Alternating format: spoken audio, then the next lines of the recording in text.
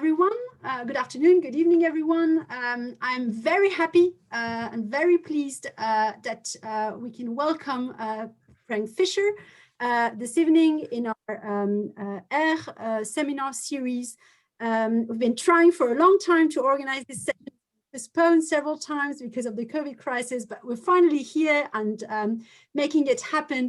And Frank Fischer, he was a distinguished professor of politics and global affairs at Rutgers University in the US, but he's currently a research scholar at both the Institute of Advanced Sustainable Studies in Potsdam and at Humboldt University in Berlin. He has widely researched and written and lectured about environmental politics, about participatory governance, and about the argumentative turn in policy analysis. So he really reaches out to lots of different research communities that are participating to the seminar this evening. And I think it was particularly interesting to invite him to give the talk within the context of this seminar series because of three of his latest publications. One is the Handbook of Critical Policy Studies. So it's a critical approach to what policy analysis is and policy studies is, which he has co-edited with Torgerson, Dornova, and Orsini in 2015. He also authored, single-authored a book on the climate crisis and democratic prospect at Oxford University Press, which I know a lot of my students, at least master students, have read this year, and I can see that some of them are here and participating. And most importantly, he recently started working on truth and post-truth in public policy with some publications, including the paper that we will make available for all of you and on which he's going to base this talk. And this is basically the talk he's going to give tonight. So Frank's talk tonight will be on post-truth and climate politics. We've decided to give him the floor for about 30 minutes, maybe a bit more, and then to have an open Q&A session, which I will be monitoring. Again, I would like to thank you very much, Frank, for taking the time to accept the invitation, for postponing it, as well as the colleagues and the students that are here tonight to listen to the presentation. So the floor is yours. Post-truth politics and climate change denial sounds like an interesting talk and a big challenge in any case, and we're very happy to listen to you. So floor is yours.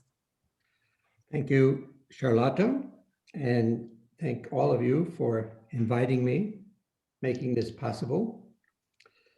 This is based, as Charlotte said, on an article, which has actually now evolved into a book, although it hasn't appeared. It is a book that has called Truth and Post-Truth in Public Policy. And in the course of these 11 months since we tried to organize this, I added COVID-19 denial. It was staring me in the face. So I have two cases in there. Anyway, this is a critical topic in political discussion these days. The emergence of post-truth and its implications for implications of alternative facts for governance, democratic governance in particular. It's a general problem, but nowhere more important in the politics of climate change. Although there's nothing new about misinformation, fake news, and deception in politics, the topic took on new importance, of course, after the election of Donald Trump and the British Brexit vote to leave the European Union. Moving it to the forefront of discussion as well in other countries, Brazil, Poland, Australia, France, among others. And of course, even more intensely, if you include electoral denial and the insurrection in Washington that involved an attack on the Capitol. A full treatment of the topic is beyond the scope here. It's customary to begin, almost obligatory to begin with the Oxford Dictionary definition of post-truth as relating to circumstances in which objective facts are less influential in shaping public opinion than are appeals to emotion. I want to argue here that while the facts are important, they're not everything. I am not really a PowerPoint person, but I have this PowerPoint, and I often forget, since I just keep talking, to click it, but here we go. So where was I? Post-truth politics and fake climate news are particularly serious in the US, given both the country's contribution to climate emissions, but also because of its resources for, again, for climate governance. This was reflected not only in the withdrawal from the Paris Accord, but also in the litany of other retreats, which I could mention, but you know most of them. There is a lot to say about these developments, but a full treatment of the topic is beyond the present scope. My objective here is to offer a way to understand post-truth climate denial that moves beyond the discussion, the conventional discussion, the conventional fact-checking approach, which has dominated the media, and I think fair to say even parts of academia. Better facts, new facts, and so forth to convince these people. The first step is to reject the widespread claim that postmodern relativism is responsible for post-truth, that it has laid the groundwork, excuse me, for post-truth politics, if not promoted it.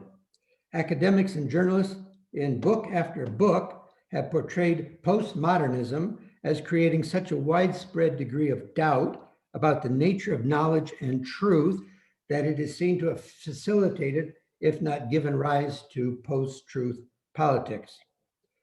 I don't want to devote too much time to this. I'll just say that in my essay, as I say in my essay, there's little or no evidence that post-truthers were sitting around reading postmodern social construction literature and, came up with the idea of exploiting radical relativism. Although the strategies of the radical right might seem at first to converge with various postmodern conceptions of relativism, this should not be taken to mean that they are the result of postmodernism. Post-truth climate denial, I want to argue, results from politics rather than epistemology per se.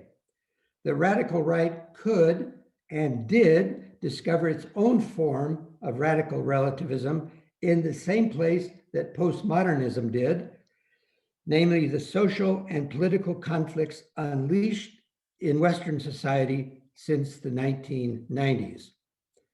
That is, the emergence of such forces as radical feminism, Black Lives Matter, the LGBTQ movement, challenges to scientific expertise and technology, the increase of secularism, the weakening of political and social structures, the fragmentation and decline of traditional political parties, the politicization of religious beliefs, and the rise of populist movements, among other things. So there were all of these things developing setting the groundwork for this relativism. Voicing strongly held emotional commitments, these movements tended to fuse knowledge with emotional expression, leading to the so-called post-truth feel of truthiness. Taken together, this general unraveling with the help of the new social media, not really so new anymore, but social media, I suppose I could say right-wing social media in particular, has given rise to disturbing degrees of distrust, tribal politics driven by anger and emotion, and a general decline in civility that has opened the way for post-truth and alternative facts. The argument that it's the result of postmodern constructivism thus not only diverts attention away from the political causes, it also rests on a misleading understanding of social and political knowledge. What is more, we can in fact use social constructivism, and this is my point, to illustrate how the radical right politically constructs its environmental arguments. Social constructivism can help us move our understanding of post-truth beyond a narrow and often misleading focus on the role of facts in policy argumentation, particularly in the case of climate debates. Social constructivists do not deny factual evidence. Rather, they have a different understanding of how we come to take things as evidence, what we consider evidence. The critical constructivist perspective not only helps us understand how social and political knowledge is created, but even more specifically, how we can get a better grip on the post-truth climate debate. That's what I'm arguing. Clarifying the political construction of climate denial, moreover, can assist in constructing more effective counter-arguments, something I try to bring out in the book that is in the offing.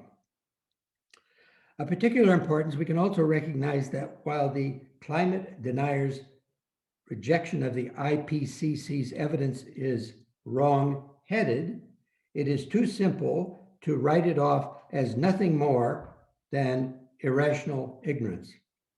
The approach that I draw on, taken here from critical policy constructivists influenced by Mannheim, Berger, and Lachmann, but also Foucault, Bourdieu, and Boltanski, helps us to understand what we think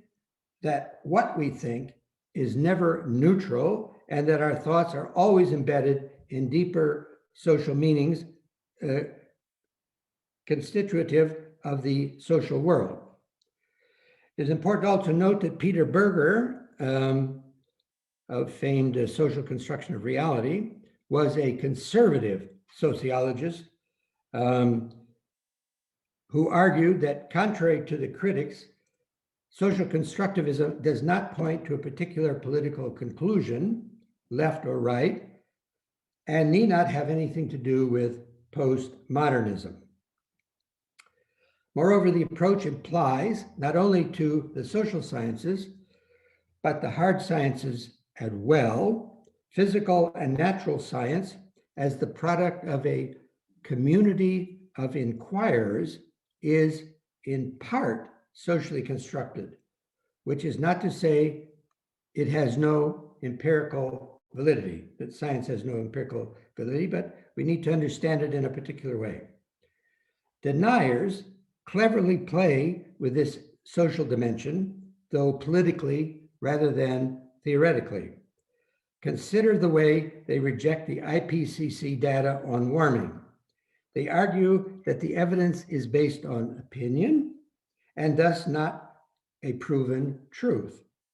To give the argument the appearance of respectability, some of them even draw on the standard methodological principles of mainstream science, pointing to the fact that science is always subject to revision. They lean on Karl Popper in tricky ways, arguing that the opinions of the IPCC cannot be, if you're ready for this, falsified. Although one can and should find this disingenuous, climate deniers employ here the positivist understanding of the scientific method to serve their political purposes. In some ways, they use positivism against positivism. It is the case in this regard that proof for the human contribution to climate warming, at least the degree to which humankind contributes, has not been fully resolved. And it is not wrong to call for further research following the accepted methodological principles. They can do this, moreover, by citing a few noted climate scientists who skeptically assert, correctly, that the question of warming has not been proven. It is just here that social constructivism offers essential insights, two in particular.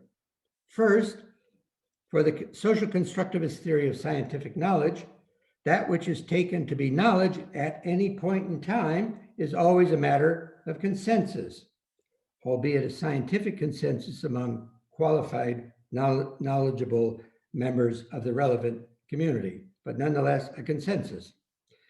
This is what the community of climate scientists have offered, a consensus based on the best peer-reviewed research.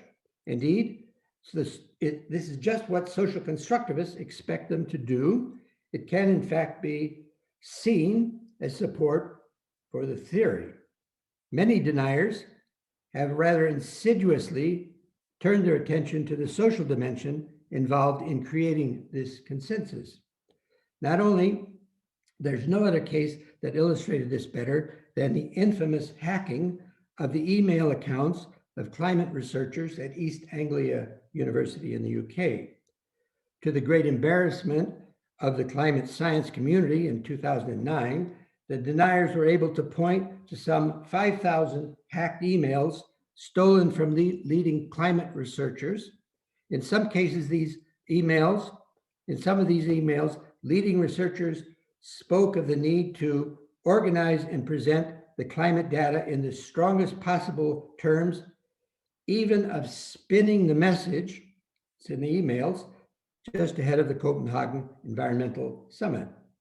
The press quickly latched onto this and spoke of ClimateGate, allowing climate skeptics and deniers to express outrage about the findings of biased scientists.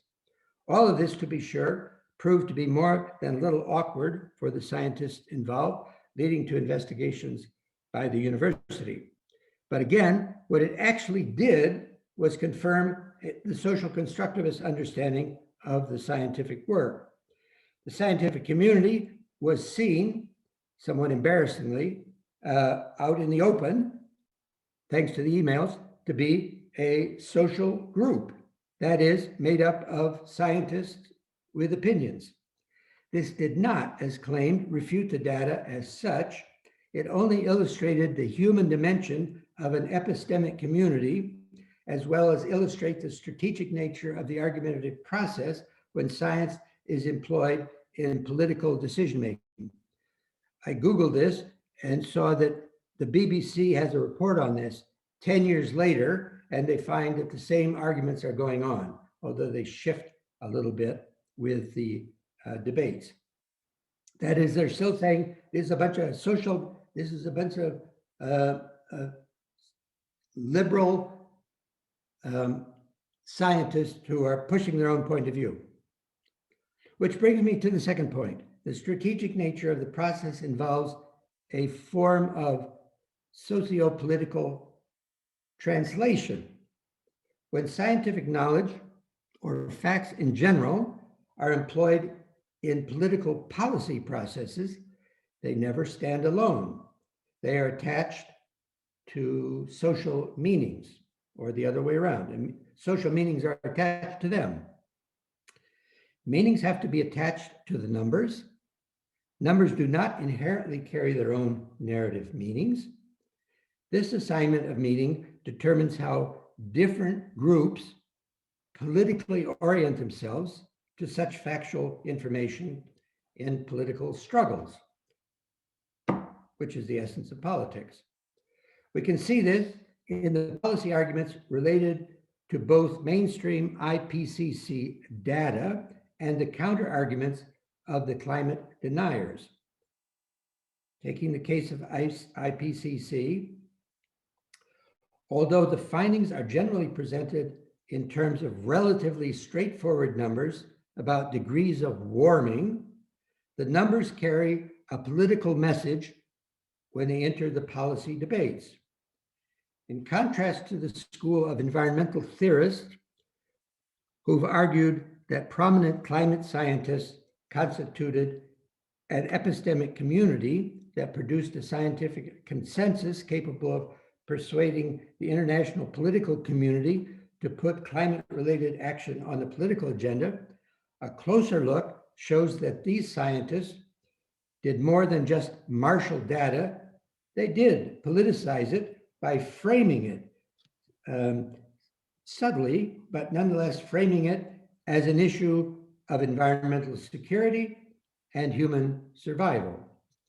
They used scientific knowledge to focus political attention on ideas about the history of the Earth, humankind's relationship to the natural environment, and the dire need to protect it, as well as a call for particular kinds of socio-environmental transformations. The climate change in the early years of the debate was defined as an issue of risk, but was later reframed as a matter of national security to give it a new meaning after risk seemed to be failed to do the job. Experts adopted the grammar of security in a way to construct existential threats to life on the planet.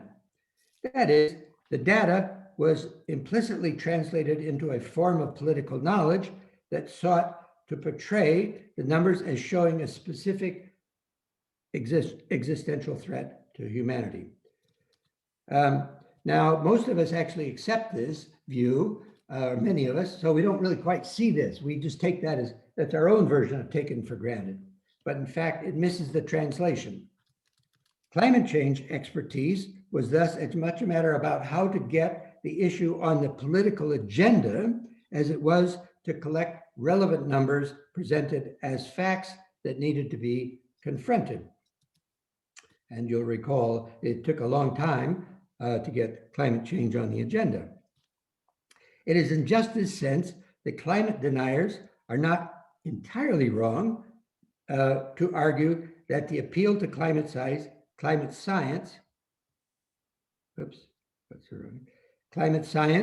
is part of a political strategy. They recognize explicitly or implicitly that empirical findings in the world of politics need to be translated into political knowledge. They don't know this as political theorists generally, they just know it as political actors. Evidence has to be converted into knowledge that fits the political narrative, or it can at least be interpreted by the particular narrative. Indeed, this is just what they are up to. We find good evidence of this in Naomi Klein's analysis of an annual climate change conference at the Heartland Institute, which is the home, really the base for climate deniers. As Klein discovered, it was very interesting. She sort of went there as an anthropologist and just sat in, but also interviewed these people who were quite willing to talk to her. This is an article published in The Nation magazine, in which she presents her discovery. The scientific findings, despite the standard criticisms aimed at the deniers, were not actually the primary worry around which they pursued their meetings. Climate change was seen to be less concerned about the physical state of the environment and more about, quote, shackling capitalism and transforming the American way of life in the interests of global wealth distribution. For them, the IPCC consensus is wrapped into a larger global governance strategy advanced by political and economic elites. For the climate deniers, this is portrayed as a scare tactic perpetuated by a regime made up of climate scientists, politicians, and bureaucrats. Some go further. They argue that the IPCC climate scientists are the functionaries of a dangerous and hidden cabal of deep state subversives made up of Democrats, intelligence community members, high-level global officials, and nefarious celebrities like DiCaprio and Fonda, among others. Indeed, they see the data to be part of an elite conspiracy organized by institutions such as the United Nations. And interestingly, they argue that the United Nations is a stealth organization trying to impose something weird called sustainable development on the rest of the world. It is portrayed as a deeply problematic conspiratorial threat to individual liberties and free markets, leading to even excuse for economic regulation, the planning of resources, and more authoritarian forms of governance. As authoritarian measures are not improbable in climate disaster down the road, as I argue in the My Climate Crisis book, they feel justified to challenge this politics of climate change at every turn, and sometimes violently. They believe this. This is an alternative narrative with a different meaning and alternative interpretation of the facts. Their emotional outrage can indeed come across as irrational, but it is not simply rage. What they've actually identified de facto, politically, rather than theoretically, is what science studies scholars of the constructivist persuasion call, if you're ready for this in France, a truth regime, concept first proposed by Foucault, but later pursued by Jasanoff in somewhat different terms, but very similar. According to this theory, scientific investigation and science policy do not stand alone.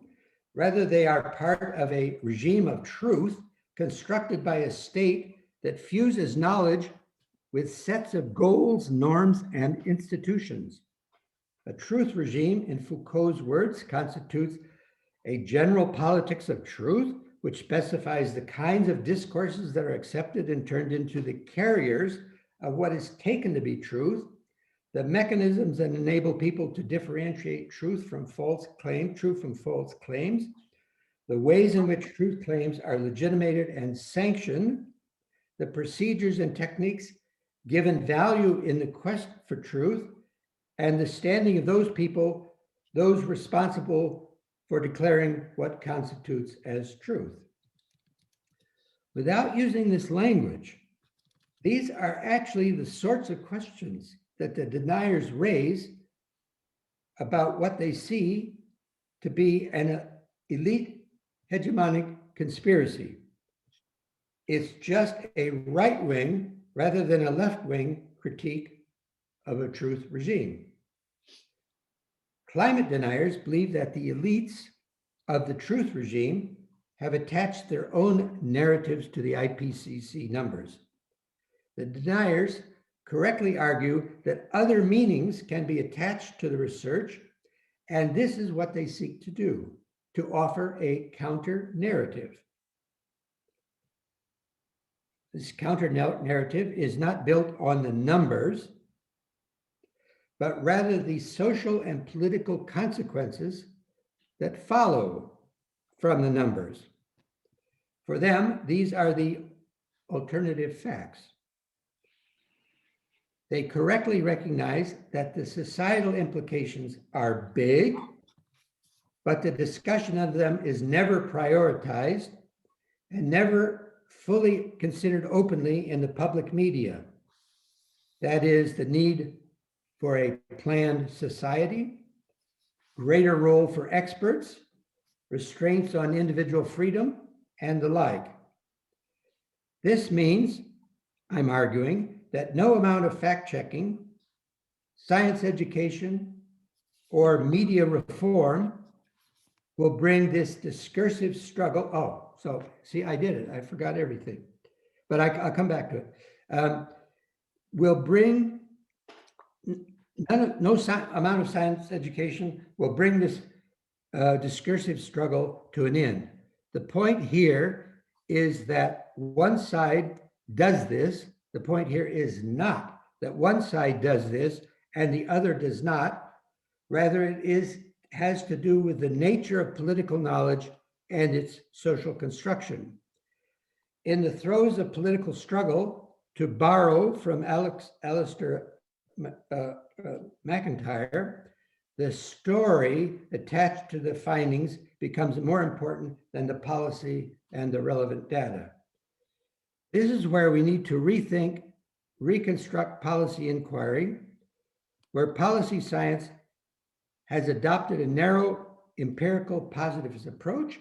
A critical constructivist approach extends the analytical practices to include an examination of the political narratives.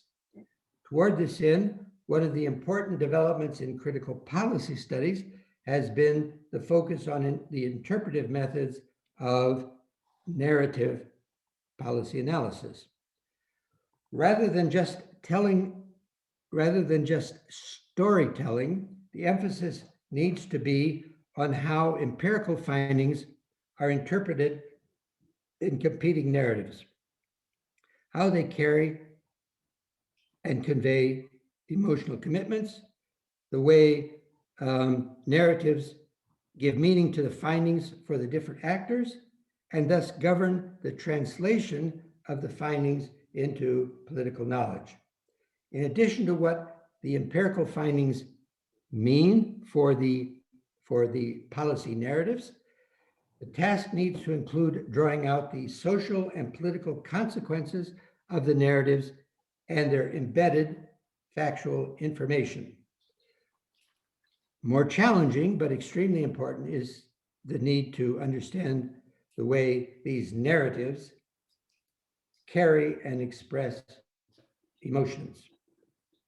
But we have to learn how the fusion of emotional content of the narrative with empirical findings leads to what could be called a different form of knowledge. Pejoratively, from the conventional positivist informed perspective, this would or is called truthiness, but other critical policy scholars have argued that this fusion is only another kind of knowledge, perhaps something to discuss. This also has to be understood as an interpretive task that experts cannot make alone. The policy meanings have to be explored and critically tested through collective deliberation. This requires new forms of policy deliberation in which narratives, their emotional expression, and empirical facts are brought together and examined against each other. It means convincing policy experts to drop academic jargons and find better ways to communicate with citizens and politicians that help, new ways that help them grasp the multiple socio-political meanings relevant to the decision, context, climate, and otherwise. In a political process that has to be described in the contemporary context, to cite Philippe Satoun as a war of meanings, or what he calls meaning wars. But this is only the analytical task for policy scholars. Remaining is the more difficult task of finding a way to deal with the collapse of political trust that has made post-truth politics possible. The first step is to develop a way to deal with the emotional outrage that undergirds the competing political tribes, and then to find some common ground that could be the basis for reestablishing a meaningful political dialogue, a kind of meta-narrative about climate change in particular.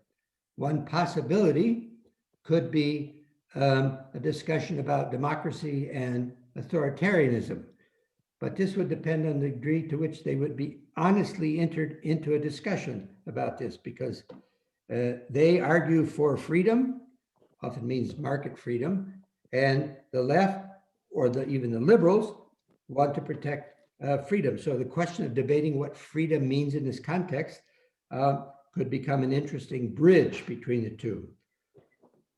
Although this would not be easy and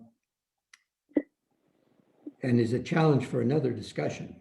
For now, let me just conclude by saying that constructivist narrative policy analysis can help us examine the narrative meanings attached to the empirical findings, offering policy analysts a way to make a more relevant role, take a more relevant role in the effort to deal with this rather dangerous political phenomenon.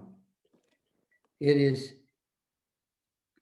a question that needs to be addressed by both sides.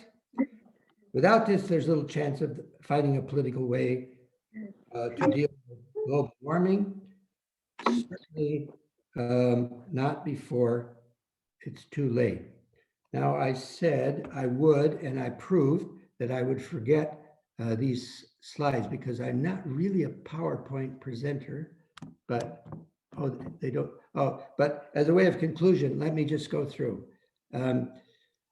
I had a slide here on fake news and post-truth, and the difference is that one is where opinion seems to get more attention than the facts, and fake news is differentiated because it involves the spread of false statements, and usually there's some intent, deliberate intent to mislead. I did this part about social constructivism. I don't think I need to do it again, but you can readily apply the concepts of plausibility structures and the natural attitude to the worldview of the deniers as well as you can to ordinary citizens. And that's the part about Popper. I don't think I need to add that. Fact checking. Let me just leave the comments of that Klein found. They were quite interesting. Yeah, so anyway, sorry. It happens to me every time, I forget. I didn't emerge into the academic world with PowerPoint. So it's expected, but it's not a natural thing for me. But I lay my case to rest right here.